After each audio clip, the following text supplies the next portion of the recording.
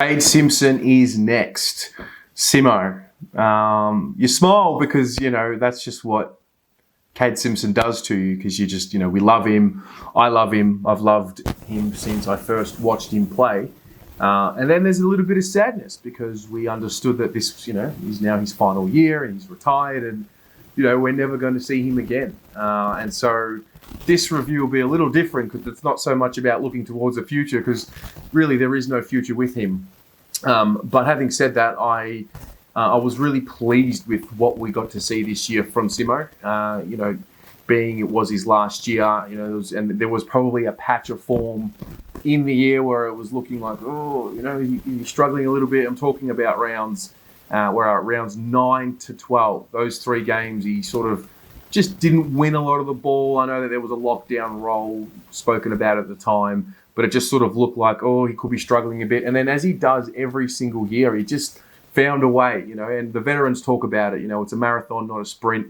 And he seemed to find his way to impact in the way that Simo does throughout the year. And the fact that we got, every single game out of him this year is probably another big tick. My hope with what we got from Simo this year is that he's passed down the knowledge, not only about how to play the game and how the game style works, but he's one of the the longest serving players that we've had at the football club, and so I would hope that he's passed down just how important it is to be a Carlton person. I think that's my main thought when it comes to Simo and what I hope for his impact this year. I don't really want to critique his performances this year because I'll just say he was good, because he was good for us. And there are some out there that believe that he could still have played in 2021. I certainly believe he could have definitely played in 2021. But having said that, it seems like there was a club decision as opposed to a decision about sentiment and individuals, and in a way I'm kind of happy that happened. I'm sad that I didn't get to see him in 2020, and I'm sure those who did get to watch him play this year did not take that for granted. But ultimately, I'd rather see Simo leave the AFL with a little bit more to give, rather than absolutely washed up and looking like a shell of his former self and playing in the twos and things like that. So yeah, that's those are my thoughts of Simo. We did the special this year for him as well, which will go down in the history of the channel, because now when we talk about the kids of the next 10 years, 20 years, 30 years, they're now going to have something on the internet where they can go back and say, hey, this is what Simo did for the club. This is the kind of impact that he had.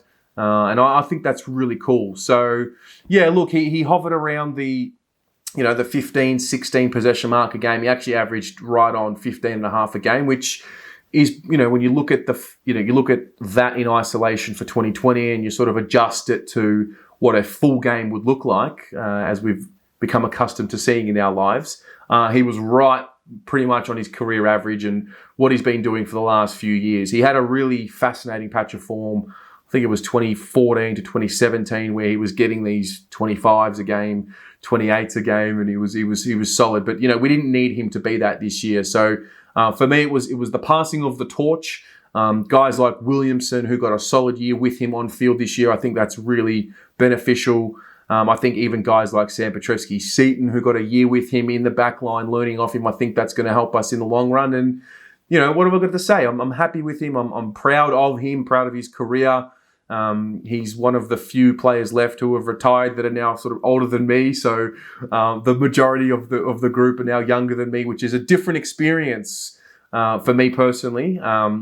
But there's no doubt I feel like he'll just settle into retirement, and we probably won't hear much from him unless there's, I guess, a milestone game or things like that. He just seems like that type of character. So those are my thoughts on Simo's year. What about you? What did you think?